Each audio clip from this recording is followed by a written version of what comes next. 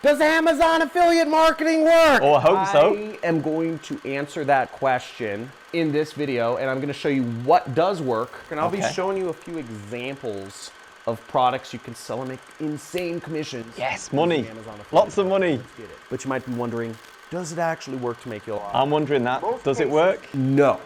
Oh. And I'm going to go over Oh, what it doesn't does work. not work in Amazon affiliate marketing, but it does work. Oh, it does work. work. And there are people earning full-time, substantial, millions of dollars a year income from Amazon. And I'll explain to you what that $1 million is. from Amazon, it does work. Yes, yes, yes. Anyone that was subscribing to the channel last year would have seen that we put out a episode where an expert got in touch with us and was willing to help us purchase an affiliate marketing site, do some SEO, increase its value, and then sell that site on for a profit. As you guys know, I reached out to you.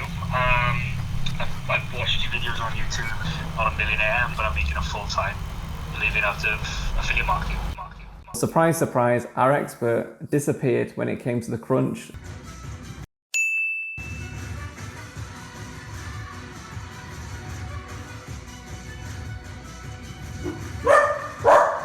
So we didn't get any further along that process. A couple of days ago, I saw Miles Beckler, who is well known on YouTube for doing affiliate marketing content, say that he'd been running a test himself for the last 10 months and he grew a site from $0 to $6,000 per month. So I thought I'd get in touch with Miles to see what it took to grow his site, whether me or you could actually do it ourselves without any experience, and hear the trials and tribulations of growing that site to $6,000. So you have done the very thing that I was going to do as my part two. So, you know, people sometimes think that you're a contrepreneur because you are in this space. Is affiliate marketing a scam? So as far as an industry, right, like this idea of performance marketing, pay per performance, which is what affiliate marketing is, absolutely not. Like it's a legitimate customer acquisition channel for big businesses, right? When a company wants to get more customers, they can connect with someone who has a really big audience, and that person can say, hey, I love this product, I use this product, and they can send a bunch of interested people. And what they're buying in affiliate marketing is essentially like the trust of the audience. What's happened though is it's gotten kind of diluted down and watered down to where it's now a method or it's a system. And where it gets really shady is the people selling the affiliate marketing, right? If you go like a level meta, a lot of people selling the affiliate marketing how-to really don't know how to do it. They can't actually build a successful site.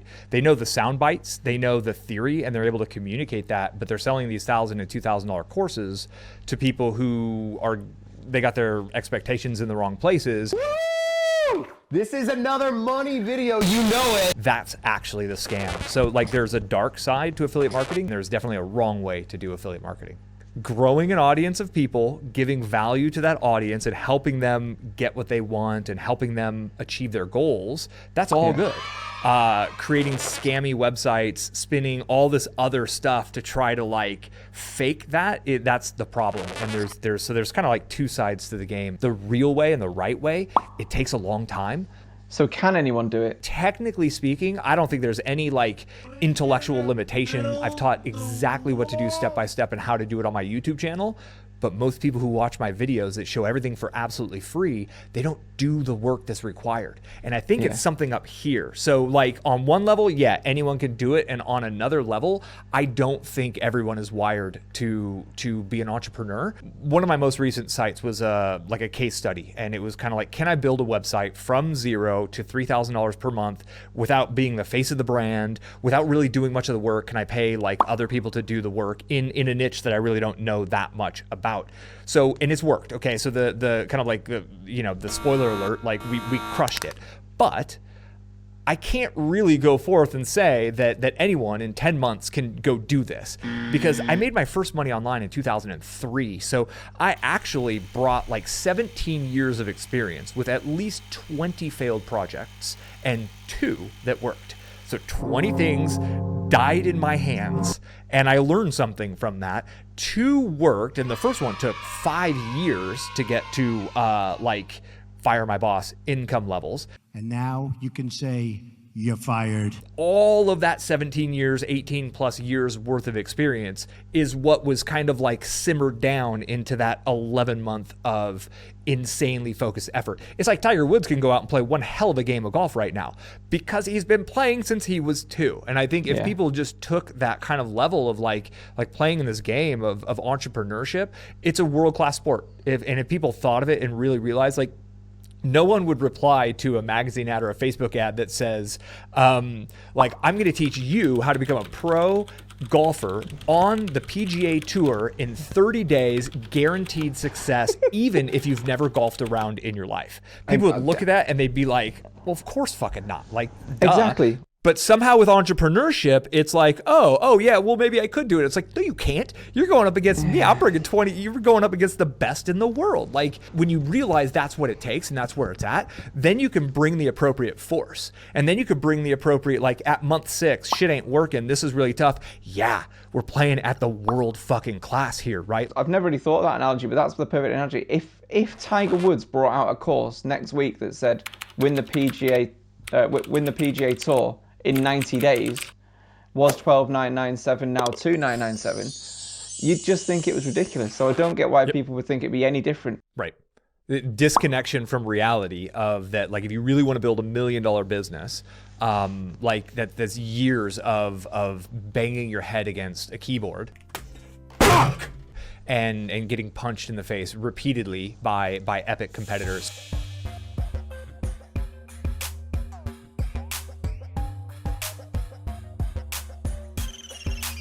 So in the 1 year of this case study, I had teams take money and walk away and not do what they said they were going to do.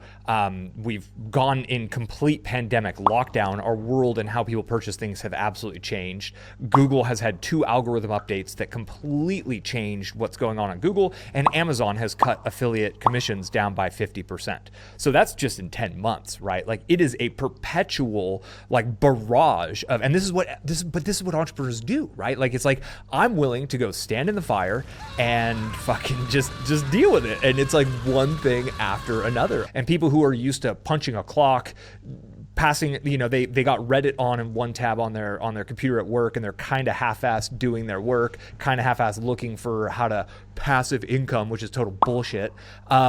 They're never going to fucking make it because they're not even taking their own job seriously. They're not, like, you have to work 10 times harder for yourself than you ever would for a desk job or for the man. So tell me the exact process with your affiliate marketing site. And did you just start writing blogs, driving traffic? How did the actual process work? Totally. So, the reason I started this one, my YouTube channel, Miles Beckler YouTube channel, was essentially like, from zero, I'm going to show you that you could build something massive in 3 years. And then it got there and it grew to over 100,000 subscribers, and people were like, well, but that's easy for you. You're you, right? So it was like, can I just choose a random space? So that was part 1, was like, what is this random thing, the random niche that we're going to choose to go into? And I went to there's a few companies that sell websites. It was like $1,200 US for the website, and it came with like the first 7 articles and like a logo and a theme, and it was just a basic WordPress site. So the step 1 was figuring out, who am I going to create helpful value, helpful content, something for. And the reason it works today, everyone thinks of Google and sometimes YouTube, but mostly Google, as their trusted confidant, right? Yeah. If we don't know something, if something's going on in our world, we don't ask our friends, we don't ask our neighbors, you don't phone up mom, you just go to Google, and what's the best blank for blank is kind of the example that I use. So if you're left-handed and you're trying to learn how to cook more because you're stuck at home and you can't eat out like you used to because of the pandemic, you might go on Google and say, what's the best chef's knife for a left-handed cook?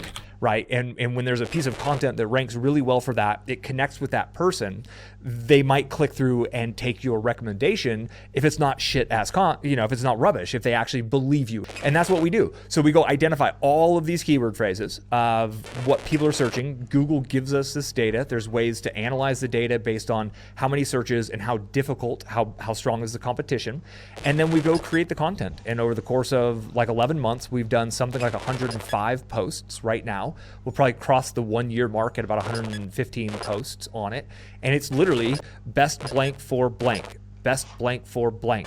And in there, we mix in every once in a while like a how-to. That would be kind of another type of content that's also relevant to our people. It's not going to be hyper relevant. It's not going to be a money post. It's an informative post, but we want to mix in a little bit of balance. We've done about 90% of super specific best blank for blank. And we just think about all the people in their world. What are they looking for? What do they need? And that's the service we provide. They're already Amazon Prime members. Everyone already is. Like, your credit card's already tied to Amazon Prime. Amazon already knows your shipping address and your billing address.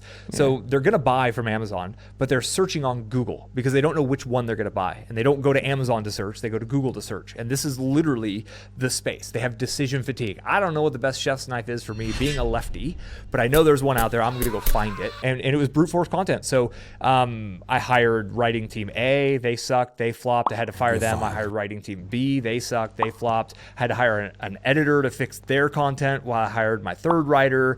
And so it's this kind of process of how do I create a machine or a team that can take these ideas and these keyword phrases and pump out lots of content. And the reason I did it with a team, my wife and I'm running 5 separate websites right now, right? Like, we run a very successful digital publishing business. I've been full-time online since 2010. So I didn't have the time to do it, but our first business, we just did all the fucking work ourselves. That's it. It's so how simple. many people would you have working on this then? So just like, so say when you see these courses, you think that you can be an affiliate market, you can do it all yourself and you can do it in a few hours a day, but what's the reality? So how many people would you say, or man hours per week was actually dedicated for this site to get to $6,000?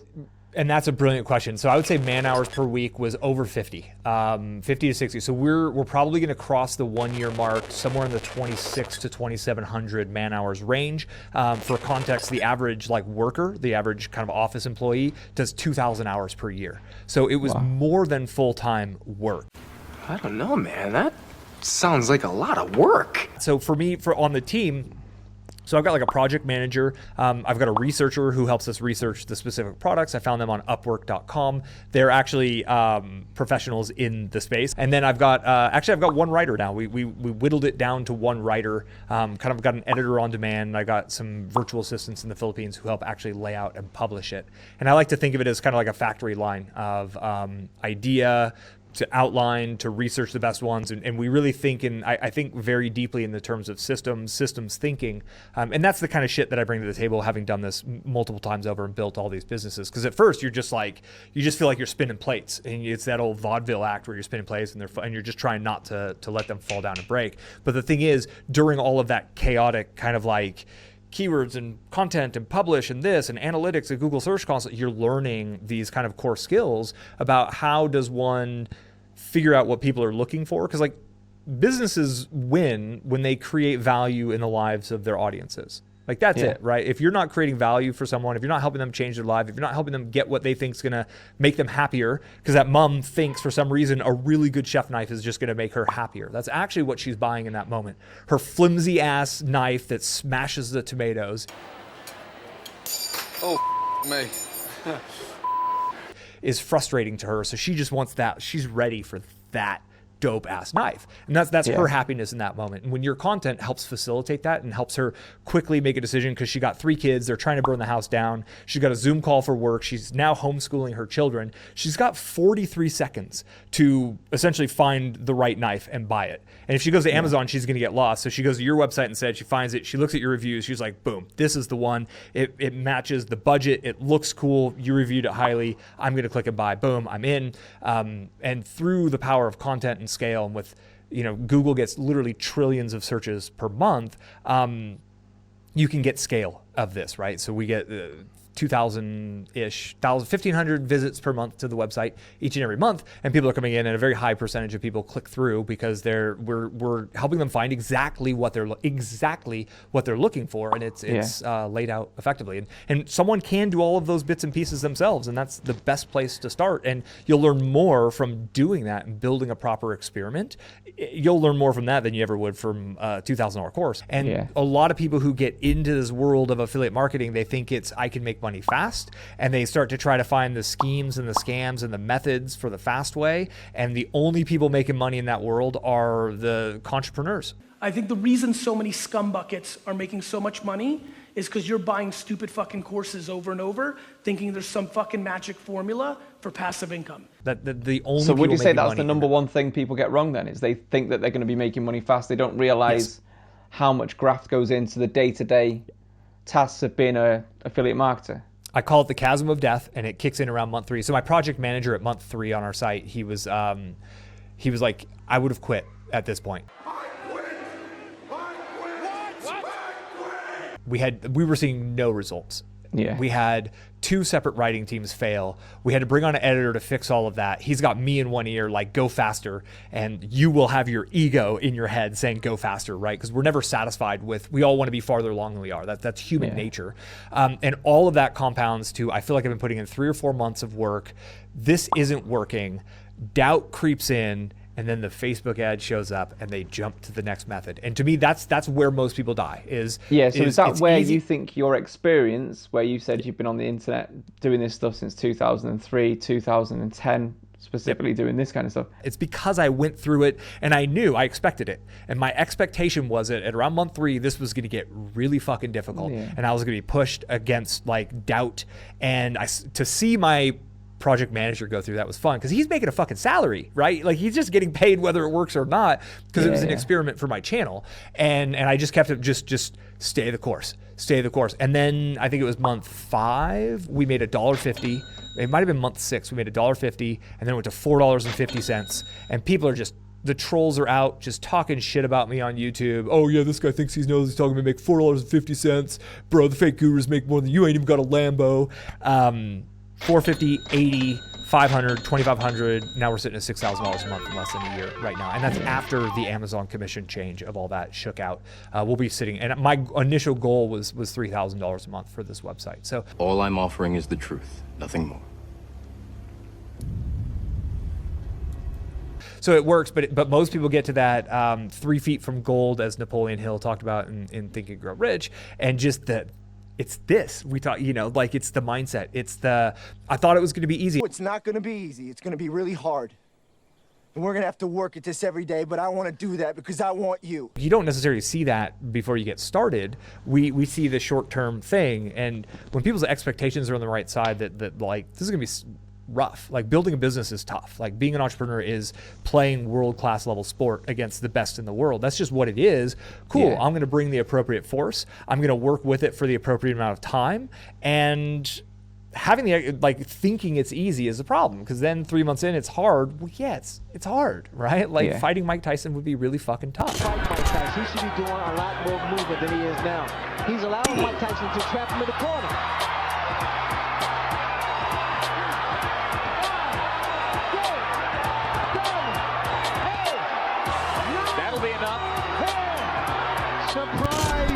This episode is sponsored by Empire Flippers. They take the friction out of buying real online businesses. They're the #1 curated marketplace that sells legitimate money-making digital assets. Click the link in the description.